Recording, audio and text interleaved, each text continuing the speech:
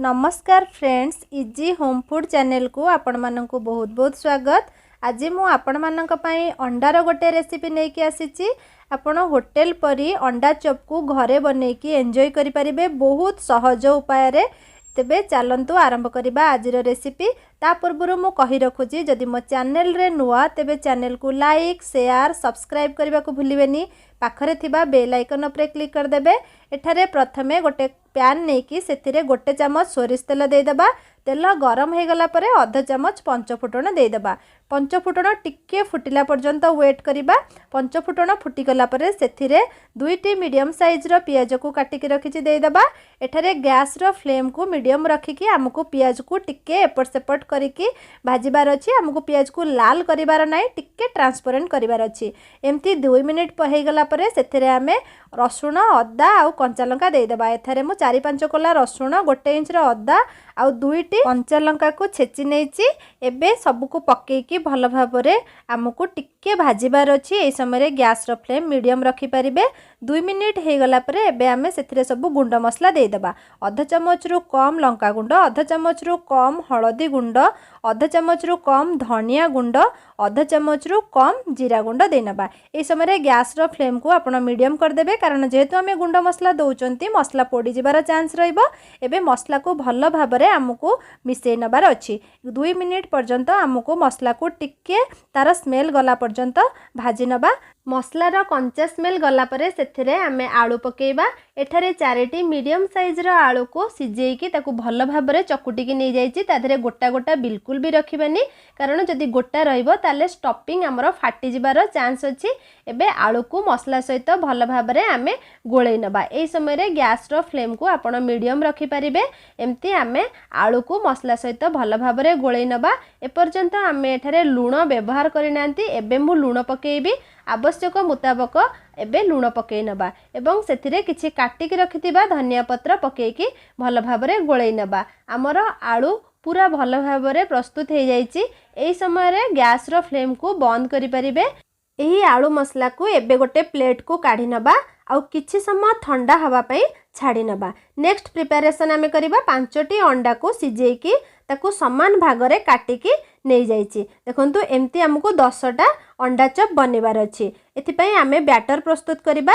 गोटे प्लेट नेकी सेथिरे 3 चमच बेसन नै जिबा एवं सेथिरे किछि लूण आउ किछि हळदी देबा, कारण आगुरु आमे मसला रे भी लूण हळद देइचंती। आपण टिके देखिकी व्यवहार करिवे। एबे ताकू भल भाबरे अल्प अल्प पानी देकी गोळैबा।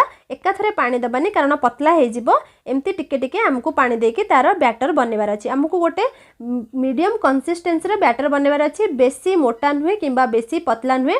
पतला नेले हमको स्टफिंग करिवारे असुविधा हबो एवं मोटा नेले बहुत बेसन हमर अंडा चॉप उपरे थिले भल टेस्ट लागिबनी। देखंतु एम्ति कंसिस्टेंसी रे आपण बैटर प्रस्तुत करिवे। एबे हमें तार मसला रेडी करिबा। मसला को देखंतु एम्ति आपण गोटे अंडा नै जिबे।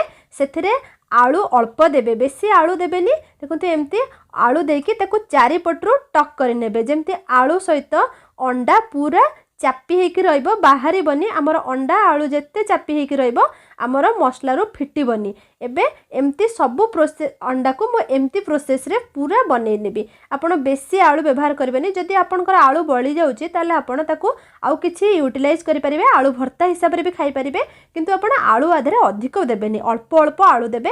अंडार क्वांटिटी सेपट साइड रे जेतिकी अछि सेतिकी क्वांटिटी रो आपण एपटे आलू नेबे। एम्ति देकी आमे सबुतक अंडार बनै नबा। देखंतु एम्ति आमे सबुतकर अंडा बनै नेचंती। मोर आलू पूरा परफेक्ट हेतिला। आपनकर जदि आलू कम बेसी होची आपण ताल ताकू रखि परिबे। एबे गोटे पैन नेकी सेथिरे तेल गरम होबा को छाडी दबा। तेल गरम हे गला परे एबे गोटे अंडा को नेकी ताकू बेसन रे भल भाबरे कोट करि नबा। देखंतु बेसन हमर बेसी मोटा नाही किंबा बेसी पतला भी नाही। एबे आमे ताकू कड़ाई रे छाडी दबा। बेसी बेसन देबेनी। एम्ति नेक्स्ट द्वितीय अंडा टिके मध्य मु एम्ति भल भाबरे ताकू बेसन सहित गोळैकी देई दोची।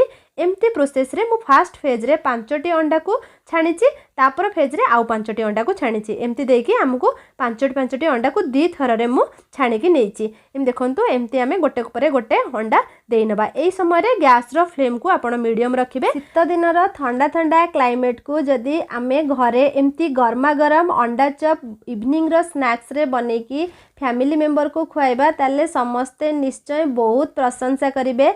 आपण एई अंडार रेसिपीटी थरे घरे निश्चय ट्राए करंतु समस्ते बहुत पसंद करेंगे। एमती गोटे पट साइड आमर फ्राए हो गला परे आमे गोटे स्पून रो सहायतार आरपट साइड को ओल्टई नबा। एगेन यही समय गैस रो फ्लेम को आपण मीडियम रखिबे। आमको टोटाल फ्राए करिया को 5 मिनिट लागिथिला। एबे आमे गोटे प्लेट को आमर अंडा चप को डिश आउट कर नबा। एबे आमर प्रस्तुत हो जाइछि पूरा होटेल परिका डेलीशियस अंडा चप। घरे एई अंडा चप को बनैकी निश्चय आर एंजॉय करंतु। तेबे रहिली पुणी आ गोटे नुआ रेसिपी नहीं कि आसीबी। नमस्कार, जय जगन्नाथ।